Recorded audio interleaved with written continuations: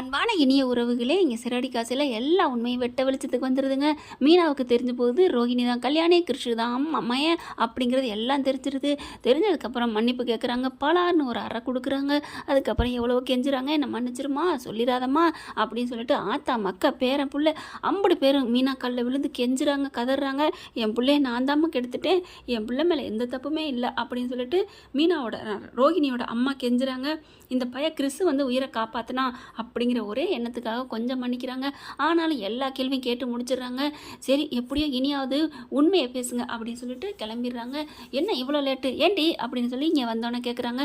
ஒன்றும் இல்லை, கொஞ்சம் லேட் ஆயிடுச்சு, அங்கே ஒரு பிரச்சனை அப்படின்னு சொல்லிட்டு சமாளிச்சிடுறாங்க.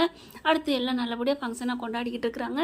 பாட்டி வீட்டில் இருந்துட்டு ரோஹிணி வந்துடுது. ரோஹிணி வந்ததுக்கப்புறம் எங்கேம்மா போனேன் அப்படின்னு அன்பு ஒழுக கேட்க, ஏய் ரோஹிணிக்கு ஏதாவது போட்டு கொண்டு வா அப்படிங்கிறாங்க.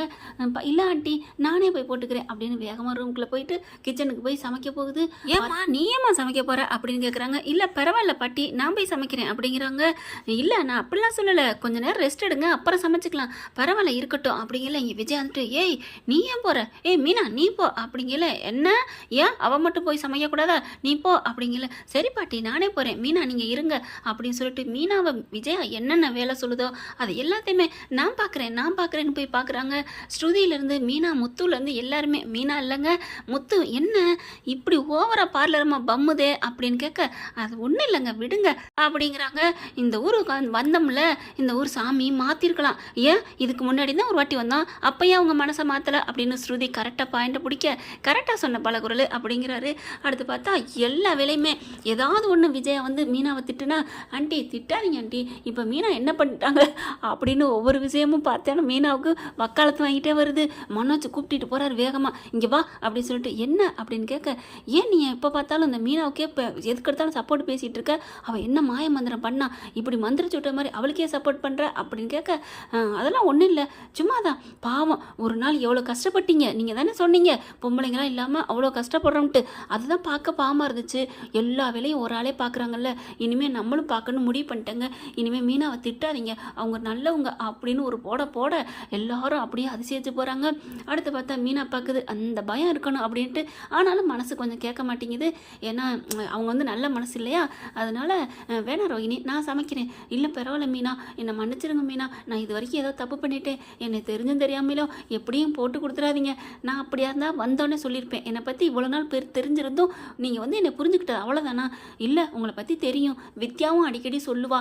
ஓ அவங்களுக்கு தெரியுமா எல்லாம், தெரியும் ஆமாம் நீங்கள் ரெண்டு பேரும் திக்கு ஃப்ரெண்டு தெரியாமல் போகும், ஆனால் அவள் சொல்லியிருக்கா மீனா கிட்ட சொல்லிடி அவங்க நல்லவங்கன்ட்டு, எல்லாருக்கும் தெரியுது ஆனால் உனக்கு மட்டும் தெரியல இல்லை அப்படின்னு சொல்ல, கரெக்டாக உனக்கு மட்டும் தெரியலைங்கள உள்ளுக்கு வந்துடுறாரு மனோஜ் விஜயாவும். என்ன உனக்கு மட்டும் நீங்கள் வாங்கன்னு எப்போ பேசுகிற, இப்போ என்ன உனக்குன்னு ஏதோ நீவான்னு பேசுகிற மாதிரி இருக்குது அப்படின்னு கேட்க, இல்லை ஒரு கதையை பற்றி பேசிகிட்டு இருந்தோம், ஒன்றும் இல்லை ஆண்டி, மீனா நீங்கள் இருங்க நான் போயிட்டு நான் வேலை முடிச்சுட்டு வரேன் அப்படின்னு போகிறாங்க. என்னடா நடக்குதுங்க அப்படின்னு பைத்தியம் முடிச்ச மாதிரி இங்கே விஜயா புலம்பி போய் அப்படின்ட்டு பார்க்குது. அதை விட முத்து, இங்கே வா வா மீனா இங்கே வா, எனக்கு ஒரு அதிசயமாக இருக்குங்க, ஒரு கையை கில்லு அப்படிங்கிறாரு. ஏன் அட கில்லுமா அப்படிங்கிற கில்றாங்க. அப்பா வலிக்குதே, அப்போ இது நிஜம்தான் கனவு இல்லை, என்னாச்சு உங்களுக்கு, எனக்கு ஒன்றும் இல்லைம்மா, இங்கே உனக்கும் ரோஹிணிக்கு என்னாச்சு, அந்த பார்லர் அம்மாவுக்கு இப்படி தாங்குதே அப்படின்னு, நான் என்ன காங்கிறது கனவா இல்லை நினைவான்னு தெரியலையே அப்படின்னு முத்து சொல்ல, இனிமே அப்படித்தான், ஏன் அப்படி சொல்கிற, அப்படித்தானே அப்படித்தான், ஏன் ஒருத்தவங்க நல்லவங்களா இருந்தால் அதுக்கு காரணம் சொல்லணுமா அப்படின்னு மீனா கேட்குறாங்க. இல்லை மீனா திடீர்னு ஒருத்தவங்க வந்து இப்படி மாறிட்டாங்களே அதுதான் ஆச்சரியமாக இருக்குது அப்படிங்கிறாங்க. அதெல்லாம் ஒன்றும் இல்லை அப்படிங்கிறாங்க. அதுக்கப்புறம் பார்க்குறாங்க, என்ன ரோஹிணி உங்கள் மயனை கூப்பிட்டு வருவீங்களா கூப்பிட்டு வர மாட்டிங்களா அப்படின்னு கேட்க, கண்டிப்பாக மீனா நான் கூப்பிட்டு வந்துடுறேன், நீங்களே வச்சு வளங்க, எனக்கு என் பிள்ளை கண்ணால் இருந்தால் போதும். பரவாயில்லையே பயத்தில் மாறிட்டீங்களா இல்லை உண்மையிலே மாறிட்டீங்களா, ஐயோ மீனா அப்படிலாம் சொல்லாதீங்க, நான் உங்களுக்கு எவ்வளோ கெடுதல் பண்ணியிருக்கேன், இருந்தாலும் என்னை இப்படி விட்டு கொடுக்காம இருக்கீங்க, காட்டி கொடுக்காம இருக்கீங்க, அதுவே உங்கள் மனசு பெருசுன்னு எனக்கு தெரியுது, இதே இடத்துல நான் இருந்தேன்னா ஆளாக போட்டு கொடுத்துருப்பேன், அதான் தெரியுமே, ஒரு வீட்டில் நான் வேலைக்கு போனோன்னு எப்படி வந்து போட்டு விட்டீங்க.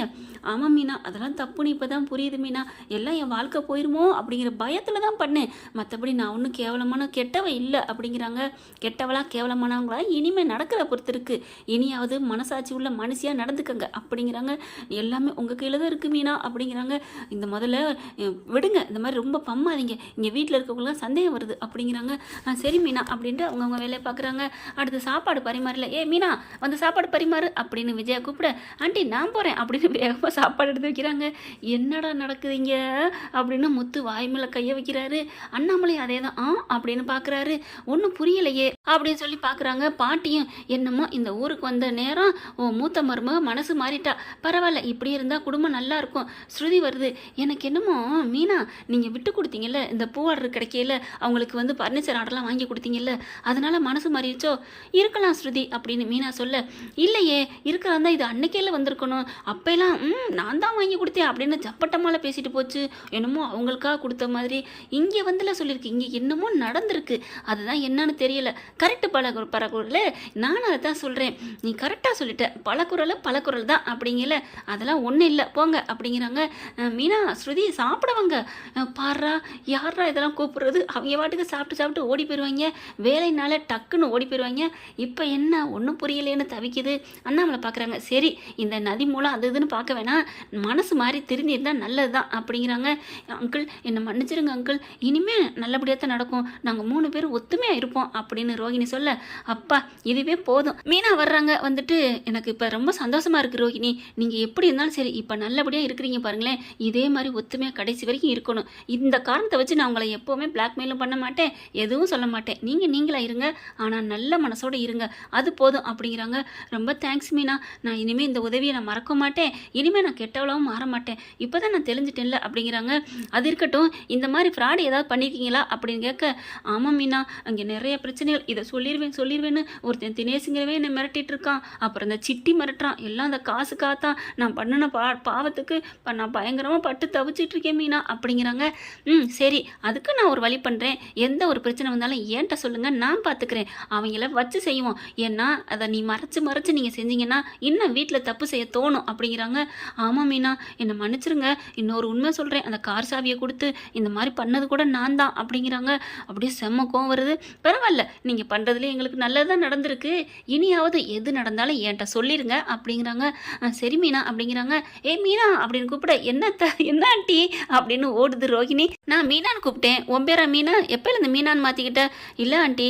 என்னம்மா நீ அவளை கூப்பிட்டா நீ எல்லா வேலையும் பார்க்குற அப்படிங்கிறாங்க. அப்போ மீனா முத்து உட்காந்துட்டு இருக்காங்களா, தண்ணி தவிக்குது, முத்துக்கு பொறையேறுது, லொக்குன்னு பொறையேறாரா, இருங்க நான் போய் தண்ணி கொண்டு வரேன் அப்படின்னு சொல்லிட்டு, ரோகிணி தண்ணி கொண்டாங்க அப்படின்னு மீனா ஆர்டர் போடுறாங்க. சொல்லி முடிய காட்டிலும் இதை கொண்டு வரேன் மீனா அப்படின்னு சொல்லிட்டு ஓடி போய் தண்ணி கொண்டாந்து கொடுக்குறாங்க. முத்துக்கு அப்படியே நின்ன விக்கல் அப்படியே நின்று போகுது. அப்படின்னு நிற்கிறாரு.